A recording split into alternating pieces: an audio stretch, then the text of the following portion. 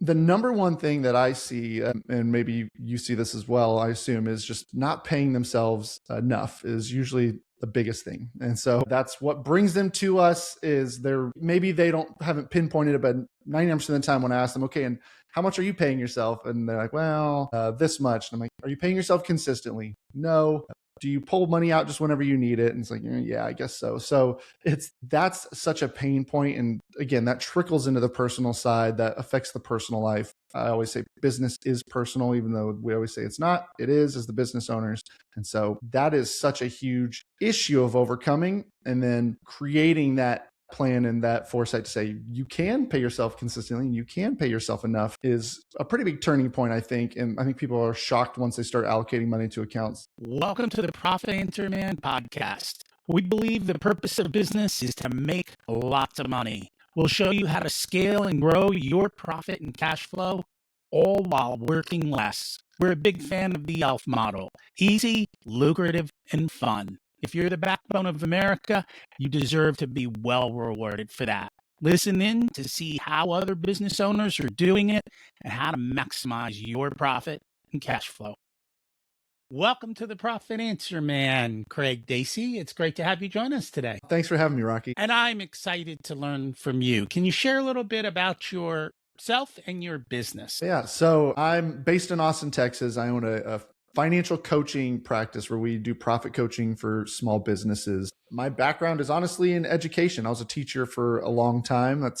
I taught fourth grade for about a decade. And at one point just decided, you know what, I'm reached a place where I was like, I don't really want to do this anymore, but I still love teaching. I have that passion for teaching. So what if I taught adults how to manage money? I had gone through this own journey on our personal finances. So we started working with people in the personal side. And that as we were doing that, we met business owners who we know very well that when the personal side struggles, the business struggles. And when the business is struggling, the personal side struggles. So we found this huge need on the business side of managing money. And ever since then, we have been rocking and rolling, trying to make a difference in how people view finances. It seems like it can be so complicated. Managing cash flow, it feels like you need an accounting degree. And our job is just to take that simplicity of fourth grade math and just apply it to managing a business. And I think that's the key. I was going to say that. I was like, you're a fourth grade teacher. That's perfect because that's about the math level that we're going to do. We're not going beyond that. And I think people get confused. They think business finance has to be this complicated thing, and it does not. Math is pretty basic, and you can run your business on pretty simple math if you understand what to do when you actually go do it. Yes. So I know you're also a profit first professional. You believe. How did you come to learn about profit first? Man, so when I decided to do this thing on my own, leave teaching, I've always done side businesses. I was a full-time musician back before, right out of high school for a few years. So I'd always kind of had this entrepreneurial side, but never had I just gone out and done it when I have a mortgage to pay and a family with me. So I knew I had to get this thing figured out. And I just happened upon a podcast that Mike Michalowicz was on, sharing this idea of profit first. And it resonated with me because those cash flow statements and all those things, while I know they have a place, it just wasn't really helping me in managing the day to day and making money decisions today and for tomorrow and this week and this month. And so that clicked and I put it in practice into my business. And then in 2019 is whenever I signed up to be a PFP, a profit first professional. And that's been a game changer in not only my business, because they poked around and like, you could do this a little bit better, but also in how I serve clients. It's been awesome. What is it that you found? Like when working with clients, what are some of the things that you've been able to help them through because they implemented profit first? So our biggest thing, and I tell people, yes, working with a profit first professional coach is going to get you a financial ROI. But what I like to say is that's kind of the gravy on top. Really what it is that financial clarity and confidence that comes with it. It's this empowerment of I can do this and I know exactly what's going on with my finances. Breaking it down so simply as, can I pay this invoice or can I run payroll? Well, what does the bank account say? At that point, what do I do now? Having that proactive approach has been such a key moment. So even the clients who, if they didn't make a single dollar back from the system, which they do, there's just that idea they've told us, like, just the fact that I know what's happening is just amazing. Like that's the thing. Even if things are bad, I say sometimes it's just the fog, the not knowing what's ahead. That's worse. Even if you're driving towards a cliff, it's better to see the cliff than to not know it's there. And that's kind of what it does. It does. And I am amazed at how many 7 and 8 figure businesses don't have great accounting systems or accounting systems. Let's face it, nobody's going to open up QuickBooks and go, what's my bank balance? They're going to look at their bank. They're going to go to their banking app and they're going to say how much money's in the account. Mhm. And when you've got one account that's full of money, it's a big pile and you go, "Oh, things are good." What you don't realize is a lot of that money is spoken for. And when you break it down into buckets and you know, hey, this is the bucket for XYZ, it constrains that spending. And you're like, okay, yes, I do have money, but this particular account is spoken for. And so this is really what I have available to spend. And because of the rhythm of the system, you kind of know how much should be there or how much is enough that you'll be good till the next time you do your allocations. Yeah, and you can go back. That's what we look at on a month-to-month basis. I like to track bank balances so that we can see, over the last 3 months, has this account been shrinking? Has your owner's pay account been growing over the last 3 to 6 months? That might mean let's take a look and see, are we putting more money in there than what you're paying yourself? It's time for a pay raise. All of those are so key. And to your point with we're not looking at QuickBooks. I'm a firm believer there's two systems that a business needs with their money, and one of them is just grossly overlooked. You have the accounting system, which is your books and your tax, all those pieces. But a money management system, as you know, is just so drastically different. And it's just as essential, a way to manage our money on the day to day. I think they go hand in hand. Doesn't mean ignore the books. You don't need to track that. You do. But this other piece that so many businesses are missing, they're trying to take this accounting system and use it as a money management system. And that's where the disconnect happens. Well, and I think for most business owners, your books aren't reconciled and cleaned up and totally done till sometime the next month, which means you never have an accurate picture of what's going on in the moment for the business. And so you really can't make decisions on that. That is kind of the late scoreboard to say, hey, this is what happened. Everything we thought was going to happen did. Thumbs up. But here's what's going on right now in this moment in your bank account. And that's the best way to do it. And so it takes that habit and it leverages it to the advantage of the business owner. Yeah, 100%. And most business owners are great at their craft. I found that a lot of people kind of stumble into business ownership, myself included, as I talk about my story. We don't necessarily go out, and we work with a lot of physical therapists. So a lot of them get their doctorate and they're like, oh, maybe I'll start a practice. And I'm amazing at treating patients, but the whole business thing, just no one ever taught me how to do it. And so that's where finding something simple that leverages what we're already doing is so key. I know a little bit about physical therapy, and I know that cash flow is an issue.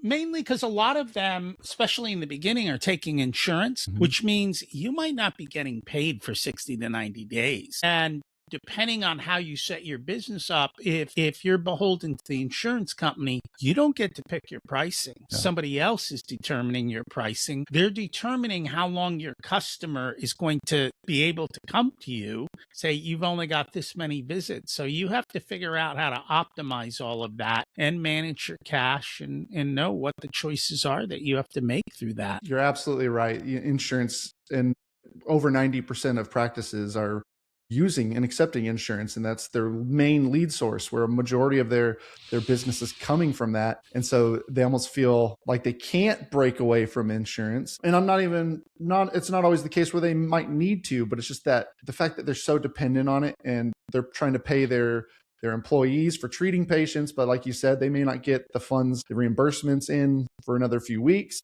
The insurance might deny the reimbursement, so they've already paid their team to work with these people, and then they don't even get the money for it. So it can create this headache, and we'll see a lag from cash flow is down these past 2 weeks. The bank's accounts are low, but you're paying these people. Well, it's because maybe 3 weeks ago was the holidays, and so you weren't seeing a lot of people, and so it's just this headache that it creates. And it's definitely you can overcome it in the right system. Obviously, Profit First will help it, but it is a challenge that most PTs are facing. What are the things that are different for physical therapists with Profit First? Like, what are some of those key differences that you would talk about in the upcoming book that you're coming out with? Yeah, absolutely. So the biggest thing is payroll, especially because, again, most of them are using insurance. And so a lot of the book is can go to those who are taking private pay, but we speak a lot to insurance because that's what most of them are taking. And payroll is important. It's an engagement of time. So the PT owner can only treat so many patients in a given week, right? And so then when it's time to take on more patients, they have to hire someone. They're getting paid a lot of times either a percentage of the reimbursement rate, an hourly rate, whatever it is. And so at no point, it already starts consuming. If they're going to pay them, if they're getting $100 as a reimbursement and they need to pay this PT, I believe the average is between $35 and $40 an hour. That's already, depending on where you are in the country, of course, but that's already a huge percentage, way more than what, Mike talks about in his Profit First book, which is why, he agreed there was a need to write a derivative just specifically to this industry where we can tweak some of those percentages to make sure that you can hire people and pay them without racking your brain of like, how do I keep this under X percent like the original Profit First says. And I think that's where a lot of people get stuck with Profit First. Mm-hmm. The numbers in the book are averages. Yeah. They're not industry specific and they're not specific to your particular business. And so there are a lot of variations of the Profit First book. I always say you've got to figure out how do we mold Profit First to your industry and to your specific business and how you do business in the industry. Because like I said, if it was a private practice and they took no insurance payments, it would be a very different setup than somebody who is taking insurance. It's just like another type of business who gets paid up front or at delivery versus somebody who's got to wait 30 or 60 or 90 days to get paid for their services and has to do the payroll. So the principles are all the same, or the issues are all the same across industry. It's just figuring out how do we do it for us in that particular situation. Yeah, nail on the head. I completely agree with you. And even though mine is industry specific, I also think that it's speaking to the masses of the PT industry, and that just to your point, like you were saying, every practice is different. Every person is different. How big you want to scale, how much money you need on the personal side, what kind of treatments do you provide specifically, and what equipment is needed, or do you need certain types of licensed people? So there's so many nuances to it that, yeah, we're going to speak to the masses, but I always try and encourage people, like, it's okay if it's not perfect. We work with a lot of different businesses, PT businesses, and I can honestly say that there's not very many of them who are on the same percentage trajectory, because when we start working with them one-on-one, it's like, well, here's what you need. Here's what your goals are. That's what we're doing. We're building the money around what you want, what you're trying to accomplish, what your goals are. And so that dictates the percentages too. Yeah, that makes sense. What are some of the biggest issues you run into with business owners? The number one thing that I see, and maybe you see this as well, I assume, is just not paying themselves enough is usually the biggest thing. And so that's what brings them to us. Is maybe they haven't pinpointed it, but 99% of the time when I ask them, okay, and how much are you paying yourself? And they're like, well, this much. And I'm like, are you paying yourself consistently? No. Do you pull money out just whenever you need it? And it's like, yeah, I guess so. So that's such a pain point. And again, that trickles into the personal side, that affects the personal life. I always say business is personal, even though we always say it's not. It is, as the business owners. And so that is such a huge issue of overcoming, and then creating that plan and that foresight to say you can pay yourself consistently and you can pay yourself enough is a pretty big turning point, I think. And I think people are shocked once they start allocating money to accounts, how easily it can sometimes happen. Yeah, and a lot of it depends on the debt burden they have, Yes. or how big of a hole they created for themselves before they got help. Those things make a big, big difference. They do. And so that's quite important. How do you work with businesses where, like many of yours, the cash is so late in coming? So cash reserves is huge. And so, sometimes we'll set up what we call, is just on the PT side, at least, it's just an insurance hold account. So just building up enough money to float some time, so that way the accounts are padded. That's the other ones. Those who are not using a float. So the float would work in a way of, here's what we need to pay our team. We're going to pull some of it out of the float. And then when the insurance reimbursements come in, we'll put it into the float account. So it's just kind of always ebbing and flowing. The simplest way, the way sometimes that can overcomplicate it for a lot of people. And I would say the simplest way is, let's just pad every account. Let's just make sure that there's enough cash breathing room, and we change what zero is. So instead of the account coming down to $0, it's, what's our new zero? Is it 5,000, 10,000? So that if it dips below that, that's when we start to realize, okay, we need to start making changes now before it actually hits zero. because we are now in a place where we need to make some adjustments. How do you get the excess cash to pad? So that's a great question. And so temporary sacrifice is the key. And once again, everybody's different. So the ones who are drowning in debt, key number one is let's get rid of some of this debt to free up some cash so we can then pad the accounts.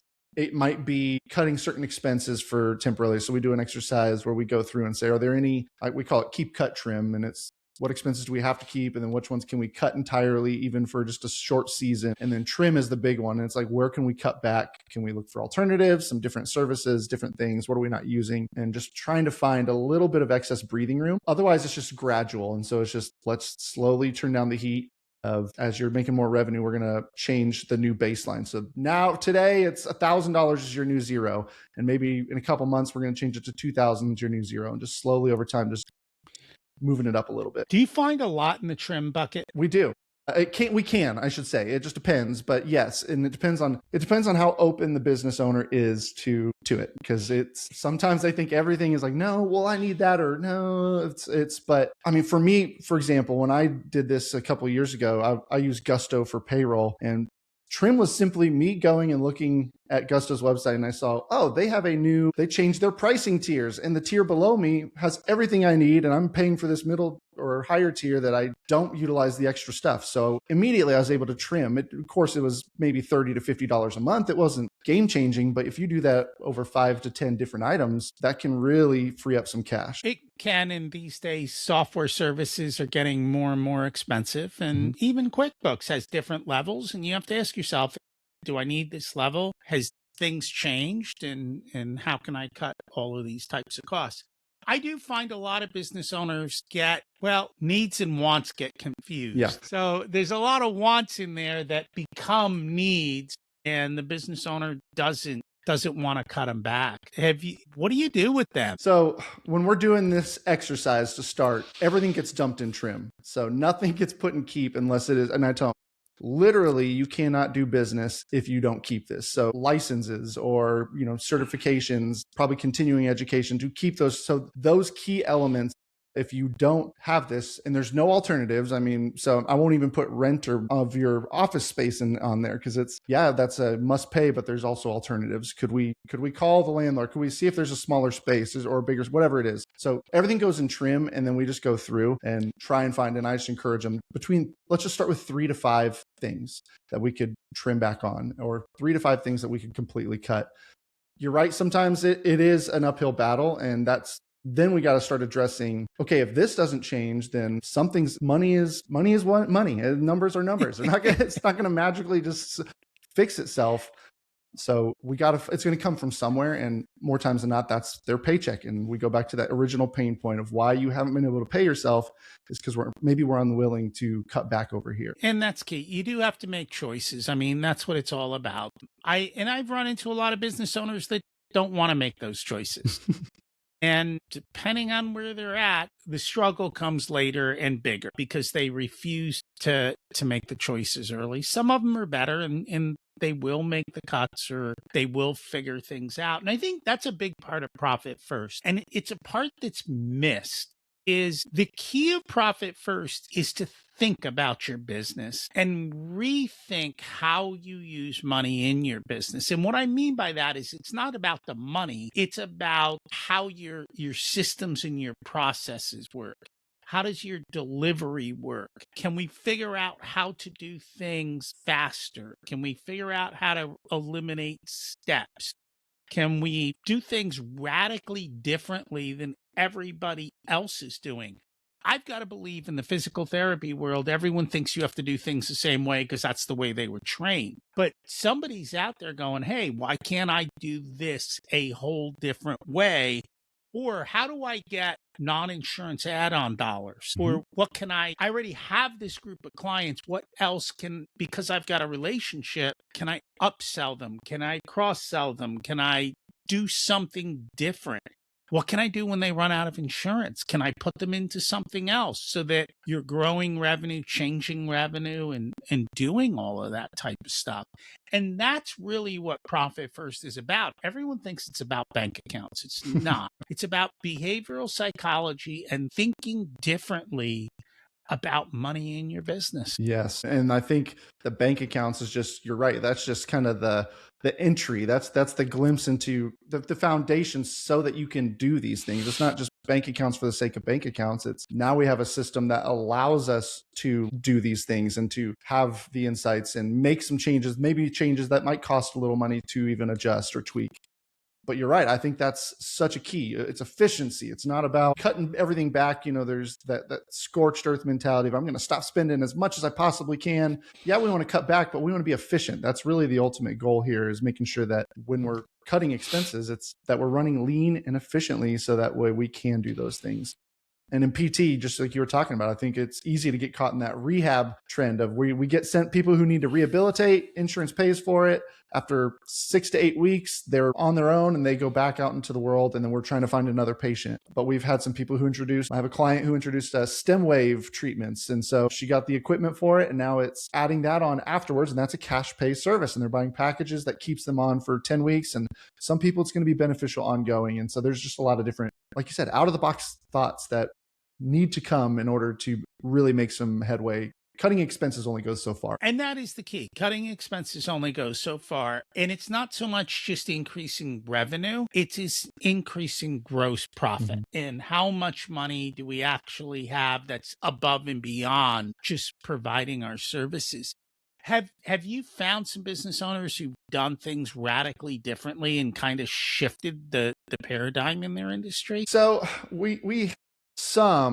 the biggest ones we find, at least on the PT side, genuinely are the ones who are, we have some who do mobile physical therapy, which is pretty unusual, but for them, it saves the money on having the office space and the team, or they have maybe some team that goes out and visits people in person.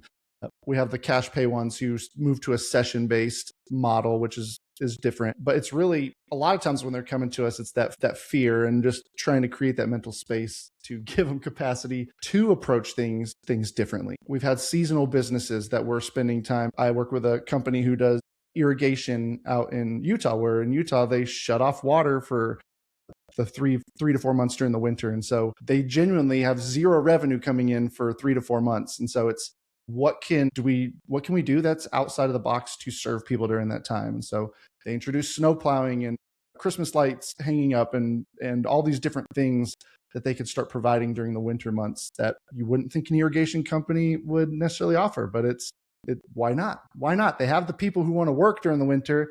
They have the capacity. Why not? And I think that's a big part of it, is figuring out, what do I do with my excess capacity? In that case, it's seasonal.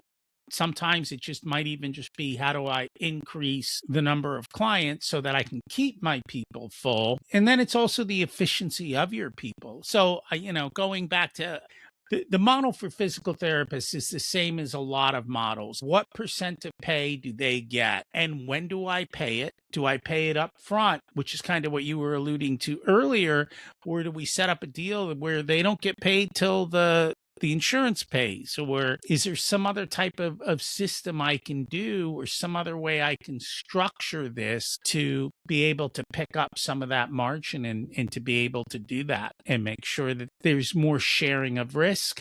Or just the entire business structure itself. I see many people in the trades, and every single one has a different model of doing business. Some use subs, some don't use subs, some do this, some do that. How they put that together in a way that works for them, that's super profitable, is really important. And most of them don't always take the time to think about that until we sit down and kind of force it on. Yeah, you're right. It's I've talked to so many people who are overpaying their team to the point where they're just struggling, and it's just because they had no idea. They're like, I didn't know what to pay them, and I was afraid they would quit and leave if I didn't continue to give them pay raises.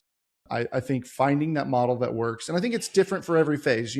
Speaking to the PT industry, I think when you start hiring that first person, they're replacing you in a sense. So if I'm the owner and I'm treating a patient, I'm making the full reimbursement rate, and that's getting allocated. I'm not paying anyone to treat them. And if I'm seeing 20 people a week and then I bring in another person and they see 10 of them, I give them 10 of my patients.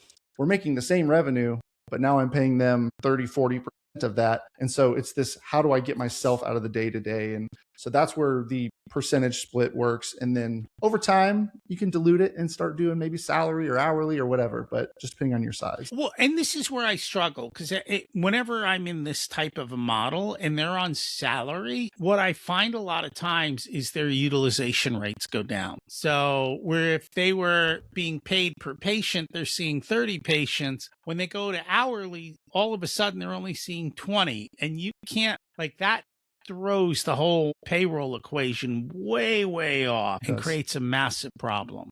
It does. It does. Yeah. I think having, whether it's a percentage or a flat rate per session, is great. And you can offer bonus incentives for treating so many patients a week, or however you want to organize that. But it tends to, most specifically, again, in the smaller practices, as businesses grow, I feel like if they have a larger team, I think people will offset, and it's a little bit easier to carry some of that. But the small guys, it's paying based on what they're generating is the easiest way to get your foot in the door, at least on growing a small team. No, it is. And you have to make sure your payroll's in line and it's affordable.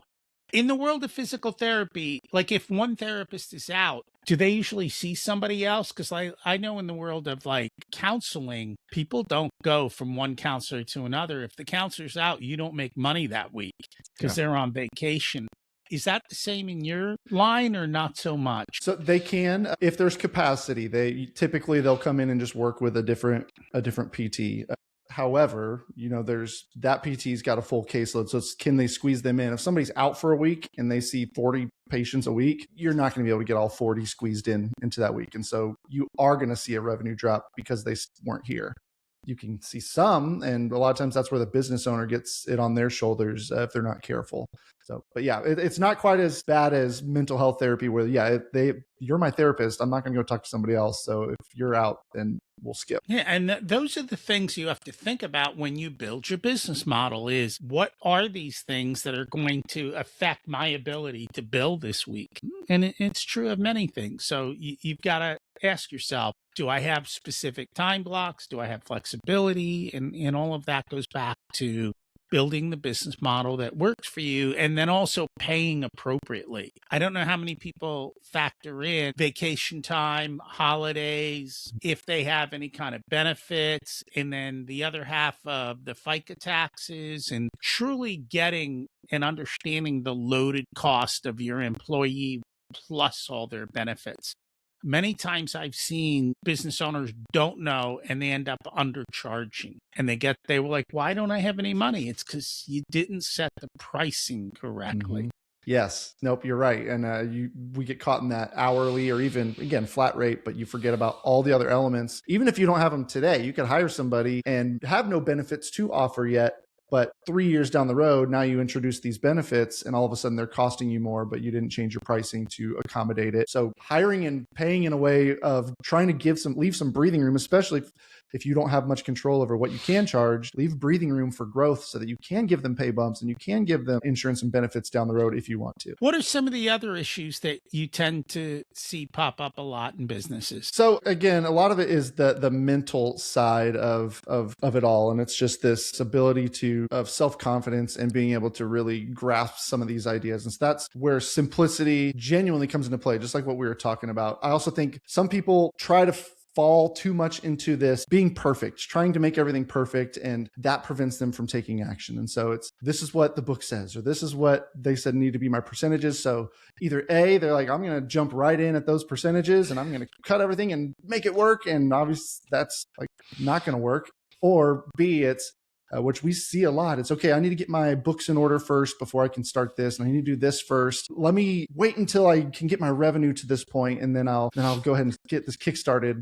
I'm always like, that's like trying to lose 30 pounds before you go to the gym to lose weight. It's let's get it started. Or I always tell people, it's like, if your house is on fire, are you going to sit there and say, oh, let me go ahead and change the batteries and the smoke detectors because those were not there. Make sure my fire extinguishers are not expired. No, you're going to get out of the house. Like that's more important than getting all your ducks in a row. And so let's get you stabilized. Then you can get your ducks in a row and get everything organized after that. And that's a big part of it, is exactly what you said, is they've kind of got to do that and they don't. So I don't know. I find a lot of people are allergic to the finances. And Mhm. so there's always excuses and reasons. And it always amazes me how far behind a lot of things are when it comes to finances and things getting done. And at the end of the day, the purpose of business is to make money. So I would just assume people would put that at the top of their list beyond just checking the bank account. But what do I know? It seems like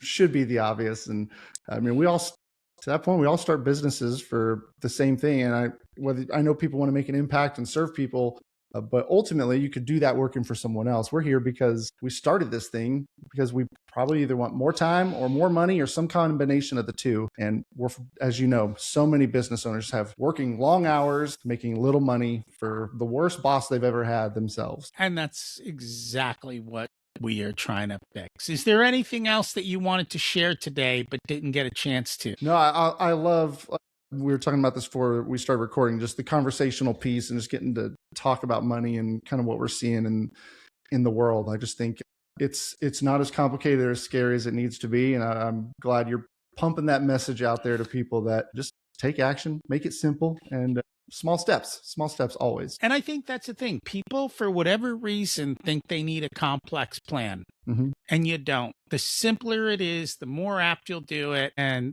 the higher the likelihood of success, I think. Yes. Yep. We've had people, cash flow forecasting, I think of course has its place, but at the same time, I'm telling them this is a crystal ball. It's like, we're trying to, all forecasting is trying to take what's happened and guess what's going to happen in the next few months. And yes, it has value, but if we're running our business solely on that and not on a money management system, sometimes that's where you crash and burn, because you go open a second location only to find out a global pandemic hit and now we can't see anybody. So it's having a combination is super important. Well, I think that's the other thing, though. Don't open a second location until the first one's profitable. Yeah. Yes.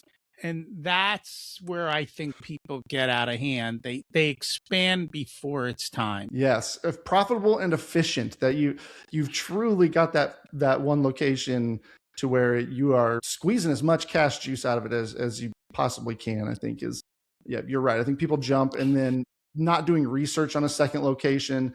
I'm like, is it better to go to a second one or move to a bigger space? Because do you know if there's even people in that area that you're looking at? Just because there's a good deal for a rental space, are your clientele there, or are you going to be able to get some business? Those are so many things that people don't even think about before they just sign on the dotted line. Plus, you're not paying attention to the first location, and so there's always slippage if the first place, as you said, isn't running tight. And so that's an important thing. I notice businesses scale, but they don't scale their profit and they don't scale their cash. They scale their problems much, much faster. And that's not what they're supposed to do. No. If people would like to learn more about you or the book, where can they find that? Yes. So the book is set to release in early 2027. So probably around February. You can go to pf4pt.com, either the number 4 or the word 4. It's Profit First for Physical Therapists. There's a quiz on there that'll help identify what percentages we recommend for your practice, depending on the size, lots of different things. And as we launch, there'll be different opportunities to get advanced copies and help us make sure that it's the best it can be before it actually goes to print. Cool. I appreciate that. And we'll put that in the show notes. Thank you so much for joining us. Awesome. Thanks, Rocky. It was so much fun.